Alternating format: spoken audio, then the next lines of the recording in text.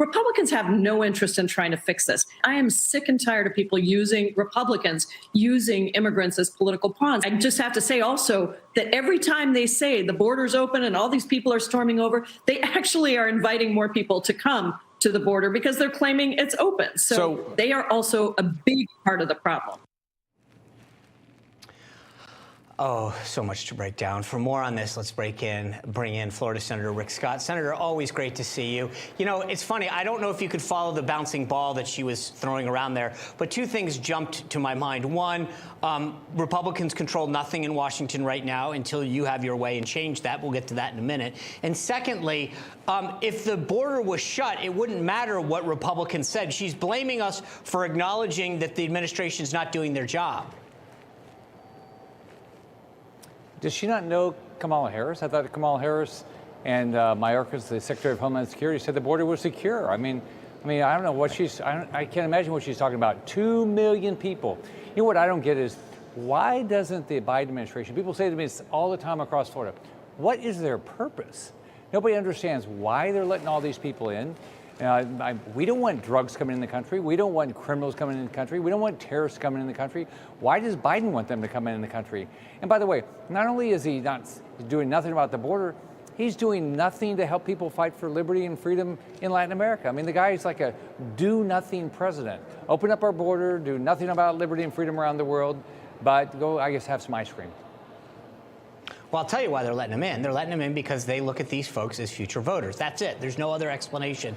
I do want to say this, that we mentioned that they were sent to Martha's Vineyard. They're now suing your governor. You used to be governor of Florida. I do think it's ironic that the people who broke our laws are now using our laws to sue the governor.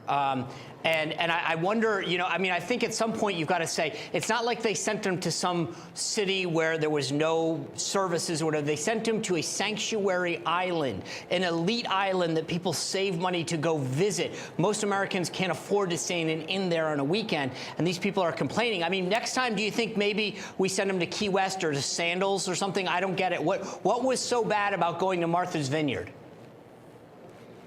And by the way, if the Biden administration secured the border, none of this would be happening.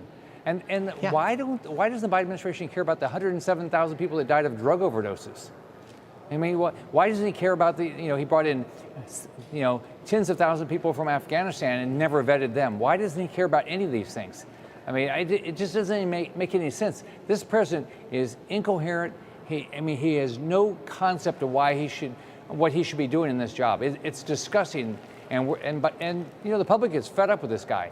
Biden's numbers are horrible around the country. They're fed up with his agenda. Senator, I was talking to Chip Roy last night from Texas, and he said Republicans need to use the power of the purse. They need to stop allowing this to continue to hold up stuff. You guys are probably the only ones who can do this currently in the Senate. Would you agree with that? Absolutely. What we've got to do is quit caving to the Democrats. They did pass a budget. The government will get shut down, I think, midnight next Friday night. We have a continuing resolution which keeps government open. But you know what the Democrats are going to do? They're going to do two things. They're going to try to put on all sorts of free stuff that they want to give away and put us more into debt. And then they're going to want to do this again in December. We've got to say, no, we want a clean continuing resolution. We want government to be funded, but we are going to wait until the next Congress. And then the next Congress, when we get a majority back in the House and Senate, we'll figure out and we'll pass the budgets and we'll do the things to fix this country.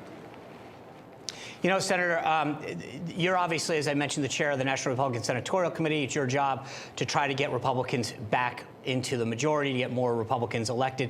Next week, we are going to feature 5 of the top Senate candidates on the show that will help get Republicans back in the majority. We're 48 days from the midterm, and month after month, we've heard complaining from folks about candidate quality. You've pushed back against that. I know that Senate Minority Leader Mitch McConnell is now hosting fundraisers for 2 Trump-backed candidates, Herschel Walker and Blake Masters. How big of a deal is this that we've seen this coalescing around these folks to raise money and get them the resources they need?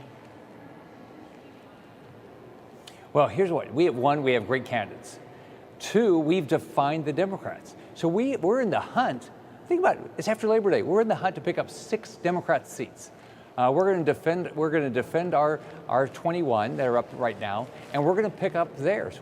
I think we're at 52 now, but I think we have a chance for 53, 54, 55, 56 Republican senators because great candidates.